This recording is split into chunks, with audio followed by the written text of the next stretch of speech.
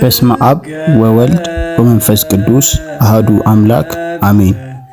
ክርስቶስ ተንሥአ እሙታን በአቢይ ኃይል ወሥልጣን አሰሮ ለሰይጣን አግዓዞ ለአዳም ሰላም እምይእዜሰ ኮነ ፍስሐ ወሰላም። እንኳን ለብርሃነ ትንሣኤው በሰላም አደረሳችሁ አደረሰን። በዛሬው ቪዲዮአችን በኢትዮጵያ ኦርቶዶክስ ተዋሕዶ ቤተክርስቲያን በታላቅ ድምቀት ከሚከበሩት አበይት በዓላት መካከል የሆነውን የጌታን ትንሣኤ እንመለከታለን። ይህንን ቪዲዮ ላይክ እንዲሁም ለወዳጅ ዘመዶ ሼር በማድረግ ይጀምሩ። የክርስቶስ ሰላም ከሁላችን ጋር ይሁን፣ አሜን። በኦርቶዶክሳዊት ተዋሕዶ ቤተክርስቲያን በታላቅ ድምቀት ከሚከበሩት አበይት በዓላት መካከል የትንሣኤ በዓል አንዱና ዋነኛው ነው። ትንሣኤ ወይም ሪሰሬክሽን የሚለው ቃል ተንሥአ ከሚለው የግዕዝ ግስ የተወረሰ ሲሆን ትርጉሙ መነሳት፣ አነሳስ ማለት ነው። እስራኤል ዘሥጋ ያከብሩት የነበረው የፋሲካ ወይም የመሻገሪያ በዓል ከግብጽ ባርነት ቀንበር ወደ ነጻነት ምድር የተላለፉበትን ከሐዘን ወደ ደስታ የተሸጋገሩበት በዓል ነበር። በሐዲስ ኪዳን የሚከበረው የክርስቶስ ትንሣኤ ግን እስራኤል ዘነፍስ ከኃጢአት ወደ ጽድቅ፣ ከሐሳር ወደ ክብር፣ ከጠላት ሰይጣን አገዛዝ ወደ ዘለዓለማዊ ነጻነት፣ ከአሮጌው ኪዳን ወደ አዲሱ ኪዳን፣ ካደፈ ከጎሰቆለ አሮጌ ሕይወት ወደ አዲስ ሕይወት የተሸጋገርንበት መንፈሳዊ የነጻነት በዓላችን ነው ትንሣኤ። ሊቃውንተ ቤተ ክርስቲያን በየመልኩ በየአይነቱ ሲያመሰጥሩት 5 አይነት ትርጉም አለው። እነርሱም ትንሣኤ ሕሊና፣ ተዘክሮተ እግዚአብሔር እግዚአብሔርን ማሰብ፣ ትንሣኤ ልቡና ቃለ እግዚአብሔርን መስማትና በንስሐ እየታደሱ በሕይወት መኖር፣ ትንሣኤ ሙታን ለጊዜው የሙታን በሥጋ ወይም በተአምራት መነሳት ሲሆን ነገር ግን ድጋሚ ሞት ይከተለዋል። ትንሣኤ ዘክርስቶስ የክርስቶስ በገዛ ባህሪ ስልጣኑ ሞትን ድል አድርጎ መነሳት፣ ትንሣኤ ዘጉባኤ ከዓለም ህልፈት በኋላ ሰው ሁሉ እንደየሥራው ለጽድቅና ለኩነኔ በአንድነት የሚነሳው የዘላለም ትንሣኤ ነው። ትንሣኤ ዘክርስቶስን በተመለከተ ጌታችን አምላካችን መድኃኒታችን ኢየሱስ ክርስቶስ ሞትን በሞቱ ድል ነስቶ ሙስና መቃብርን አጥፍቶ ተነሳው መጋቢት 29 ቀን በ34 ዓመተ ምህረት እንደሆነ የቤተ ክርስቲያን ታሪክ ያስረዳል።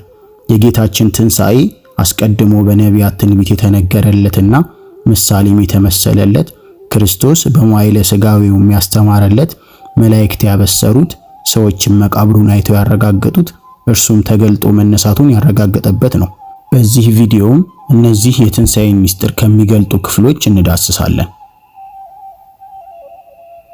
ነቢየ እግዚአብሔር ክቡር ዳዊት ነፍሴን በሲኦል አትተዋትምና ቅዱስህንም መበስበስን ያይ ዘንድ አትተዋትም ያለው የትንሣኤውን ምስጢር በትንቢት ቃል ሲናገር ነው። ይህም መዝሙር 15 ከቁጥር 10 ላይ ተጽፎ እናገኘዋለን። እንዲሁም ወተንሥአ እግዚአብሔር ከመዘነቃ እምነዋም ወከመሃያል ወህዳጋዌን ወቀተለ ጸሮ በድህሬሁ እግዚአብሔርም ከእንቅልፍ እንደሚነቃ ተነሳ፣ የወይን ስካር እንደተወው እንደ ኃያልም ሰው ጠላቶቹንም በኋላቸው መታ ያለው የጌታን ትንሣኤ ያመለክታል። ይህም መዝሙር 77 ከቁጥር 65 ላይ ተጽፎ እናገኘዋለን።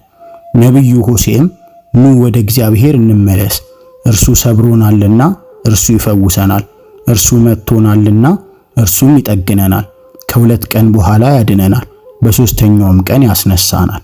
ትንቢተ ሆሴዕ ምዕራፍ 6 ከቁጥር 12 ላይ እንዲህ ሲል የትንሣኤውን ምስጢር በትንቢት ተናግሯል። ነቢዩ ዮናስ በብሉይ ኪዳን የትንሣኤው ምሳሌ ነበር። ዮናስ በዓሣ አንበሪ ሆድ 3 ቀንና 3 ሌሊት እንደነበረ እንዲሁ የሰው ልጅ ወልደ እጓለ እመሕያው ክርስቶስ በምድር ልብ 3 ቀንና 3 ሌሊት ይኖራል ብሎ ጌታችን ያስተማረውም ለዚህ ነው። ይህም በማቴዎስ ወንጌል ምዕራፍ 12 ከቁጥር 38 እስከ 40 ተጽፎ እናገኘዋለን። ጌታችንና መድኃኒታችን ኢየሱስ ክርስቶስ በመዋዕለ ስብከቱ ስለ ትንሣኤው ብዙ ጊዜ ለደቀ መዛሙርቱና ለሕዝቡ እንዲሁም ለፈሪሳውያን ጭምር አስተምሯቸዋል። እነሆ ወደ ኢየሩሳሌም እንወጣለን፣ የሰው ልጅም ለካህናት አለቆችና ለጻፎች ይሰጣል፣ የሞት ፍርድም ይፈርዱበታል፣ ሊዘባበቱበትም ሊገርፉትም ሊሰቅሉትም ለአሕዛብ አሳልፈው ይሰጡታል፣ በሦስተኛውም ቀን ይነሳል በማለት በማቴዎስ ወንጌል ምዕራፍ 20 ከቁጥር 18 እስከ 19 ስለ ትንሣኤው ተናግሯል። እንዲሁም ከሽማግሌዎችና ከካህናት አለቆች ከጻፎችም ብዙ መከራ ይቀበልና ይገደል ዘንድ በሦስተኛውም ቀን ይነሳ ዘንድ እንዲገባው ለደቀ መዛሙርቱ በግልጥ ነግሯቸዋል።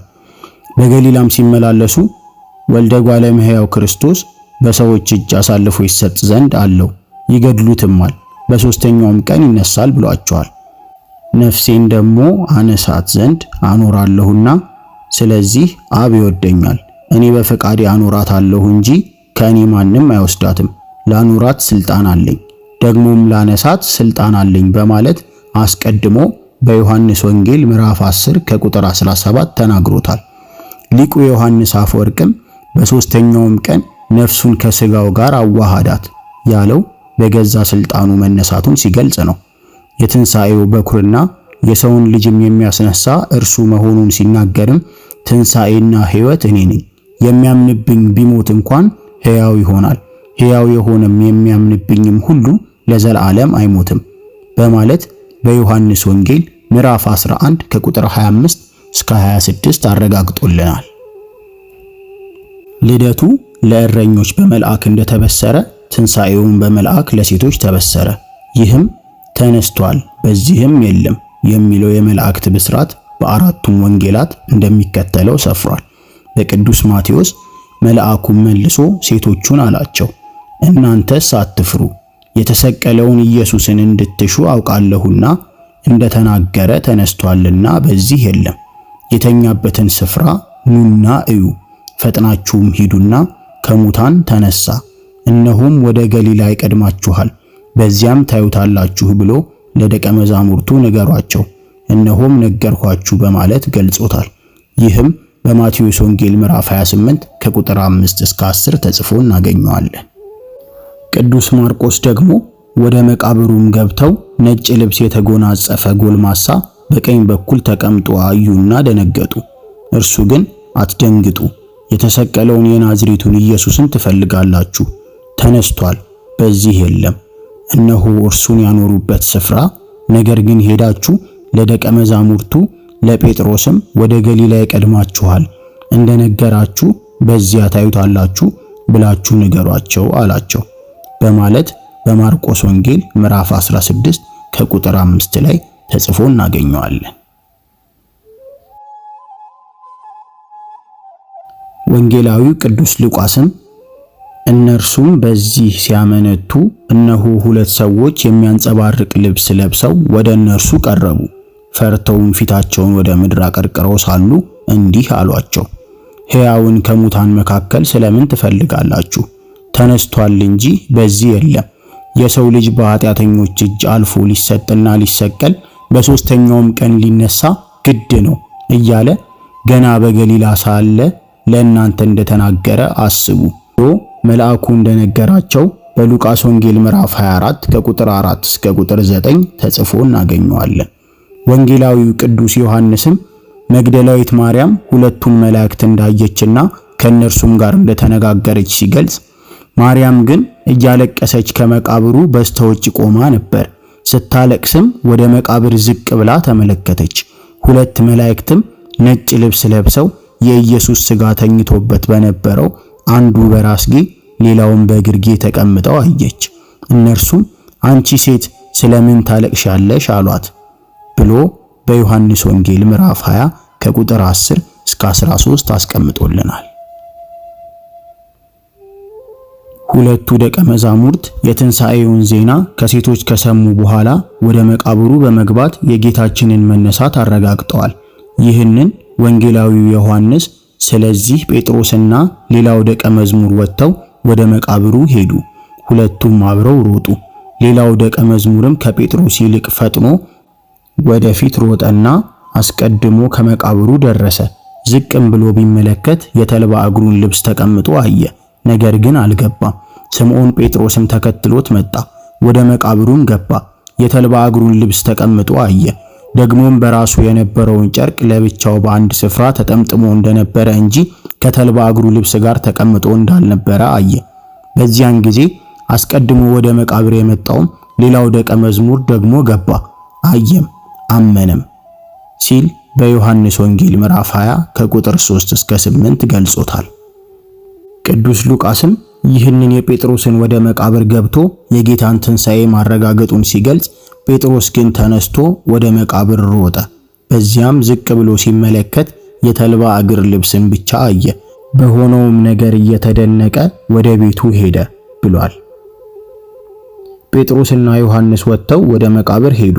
ሁለቱ ፈጥነው አንድ ሆነው ሲሄዱ ዮሐንስ ጴጥሮስን ቀድሞት ወደ መቃብር ሄደ። ሕፃን ነውና በፍቅሩ ይነዳልና። ዘልቆ በተመለከተ ጊዜም መጎናጸፊያውን አገኘ፣ ነገር ግን አልገባም። ሕፃን ነውና ቢፈራ፣ አንድም ስለ ክብረ ጴጥሮስ ነው፣ ከኤጲስቆጶስ አስቀድሞ ከመቅደስ እንዳይገባ። ስምዖን ጴጥሮስ ተከትሎት ደረሰ፣ አረጋዊ ነውና በሐዘን ተቀጥቅጧልና። ወደ መቃብር ገባ።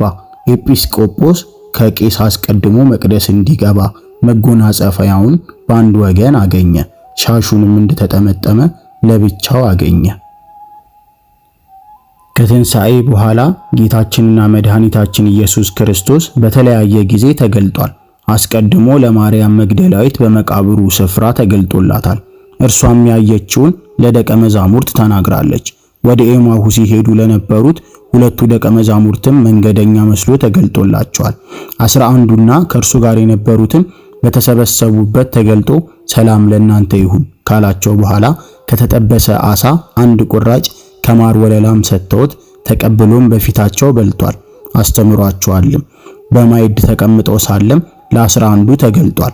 ተነስቶም ያዩትን የተነገራቸውን ስላላመኗቸው አለማመናቸውንና የልባቸውን ጥንካሬ እንደነቀፈ ተጽፏል። ዮሐንስ ወንጌላዊ እንደጻፈው ጌታችን ለደቀ መዛሙርቱ ሁለት ጊዜ፣ የመጀመሪያው ጊዜ ቶማስ በሌለበት በተዘጋ ቤት ተገልጦላቸዋል። ከዚያም በጥብርያዶስ ባህር አጠገብ ተገልጦላቸዋል። እነዚህ ለማሳያነት ቢገለጹ ጌታችን ከትንሣኤ በኋላ እስከ ዕርገቱ ድረስ ከደቀ መዛሙርቱ ጋር የተገለጠባቸው ጊዜያቶች ግን እነዚህ ብቻ አይደሉም። እነዚህን መጽሐፍ ቅዱሳዊ እውነታዎች መሰረት በማድረግ ከአበይት በዓላት አንዱ የሆነው የትንሣኤ በዓል በኢትዮጵያ ኦርቶዶክስ ተዋሕዶ ቤተክርስቲያን ሃይማኖታዊና ታሪካዊ ትውፊቱን በጠበቀ መልኩ በታላቅ ድምቀት ይከበራል። ይህም ከጥንት አበው የወረስነውን የአከባበር ሥርዓት የተከተለ ነው። የትንሣኤ በዓል አከባበር የጀመረው በቅዱሳን ሐዋርያትና በሰብዓ አርድእት፣ ኋላም በየጊዜው የተነሱ ምዕመናንም ማክበር ቀጠሉ። ድምቀቱና የአከባበር ሥርዓቱ ይበዛ ይቀንስ እንደሆነ እንጂ መከበሩ ግን ተቋርጦ አያውቅም። የትንሣኤ በዓል የሚከበረው ዘመነ ትንሣኤ የሚባሉትን ከትንሣኤ እሁድ ቀጥሎ ያሉትን 7ቱን ቀናት ጭምር ይዞ ነው። እነዚህም ዕለታት የየራሳቸው ምስጢራዊ ስያሜ አላቸው። ሰኞ ጸአተ ሲኦል ማይዶት፣ ጌታችን በሞትና ትንሣኤው ነፍሳትን ከሲኦል አውጥቶ ወደ ገነት ለማስገባቱ መታሰቢያ። ማክሰኞ ቶማስ፣ በቶማስ ጥያቄ መሰረት በሳምንቱ ጌታችን በድጋሚ ስለተገለጸ ለዚህ መገለጹ መታሰቢያ።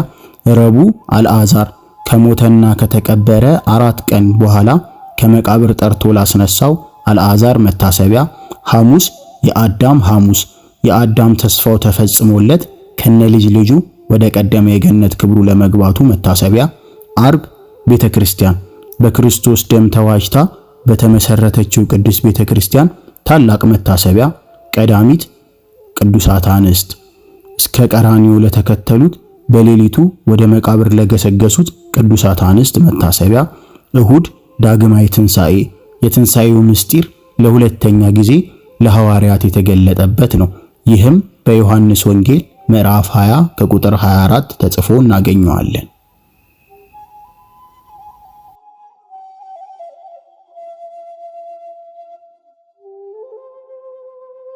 የክርስቶስ ትንሣኤ ለኛ ታላቅ ትርጉም አለው። በእርሱ ትንሣኤ ታላቅ ጸጋን አግኝተናል። ትንሣኤው ከሞት ወደ ሕይወት ተሸጋግረናል። ከጨለማ ወደ ብርሃን ወጥተናል። ምድራውያን የነበርን ሰማያውያን፣ ሙታን የነበርን ሕያዋን፣ ሥጋውያን የነበርን መንፈሳውያን ሆነናል። በእርሱ ትንሣኤ እንደ ቅዱስ ጳውሎስ ሞት ሆይ መውጊያህ የታል? ሲኦል ሆይ ድል መንሳትህ የታል? ማለት ችለናል። ኢየሱስ እንደ ሞተና እንደ ተነሳ ካመንን እንዲሁም በኢየሱስ ያንቀላፉትን እግዚአብሔር ከእርሱ ጋር ያመጣቸዋልና እንደተባለ በእርሱ ትንሣኤ ማመናችን ለድህነታችን መሰረት ነው። ሐዋርያው ቅዱስ ጳውሎስ በቆሮንቶስ መልእክቱ አሁን ግን ክርስቶስ ላንቀላፉት በኩራት ሆኖ ከሙታን ተነስቷል፣ ሞት በሰው በኩል ስለመጣ ትንሣኤ ሙታን በሰው በኩል ሆኗልና ሁሉ በአዳም እንደሚሞቱ እንዲሁ ሁሉ በክርስቶስ ደግሞ ሕያዋን ይሆናሉና ሲል በአንደኛ ቆሮንቶስ መልእክቱ ምዕራፍ 15 ከቁጥር 20 እስከ 22 የእርሱ ትንሣኤ ለእኛ ትንሣኤ በኩር ነው ሲል ጽፎልናል። እንዲሁም ሞቱን በሚመስል ሞት ከእርሱ ጋር ከተባበርን ትንሣኤውን በሚመስል ትንሣኤ ደግሞ ከእርሱ ጋር እንተባበራለን። ሮሜ 6 ምዕራፍ 5 እንዳለው ክርስቶስ በትንሣኤው ለእኛም ትንሣኤ መሰረት ሆኖልናል። ሐዋርያው ቅዱስ ጴጥሮስም ኢየሱስ ክርስቶስ ከሙታን በመነሳቱ ለሕያው ተስፋና ለማይጠፋ እድፈትም ለሌለበት ለማያልፍም ርስት እንደ ምሕረቱ ብዛት ሁለተኛ የወለደን የጌታችን የኢየሱስ ክርስቶስ አምላክና አባት ይባረክ። ይህም በአንደኛ ጴጥሮስ መልእክት ምዕራፍ 1 ከቁጥር 3 እንዳለው የጌታችን ትንሣኤ ለማያልፍ ርስት ዳግመኛ የተወለድንበት ነው። ይህንን በተመለከተ ቅዱስ ጳውሎስም ይህንን ታላቅ የትንሣኤ ጸጋ አስመልክቶ በሚመጡ ዘመናትም በክርስቶስ ኢየሱስ ለኛ ባለው ቸርነት ከሁሉ የሚበልጠውን የጸጋውን ባለጠግነት ያሳየን ዘንድ ከእርሱ ጋር አስነሳን፣ በክርስቶስ ኢየሱስም በሰማያዊው ስፍራ ከእርሱ ጋር አስቀመጠን። ኤፌሶን ምዕራፍ 2 ከቁጥር 6 እስከ 7 ብሎ ይነግረናል።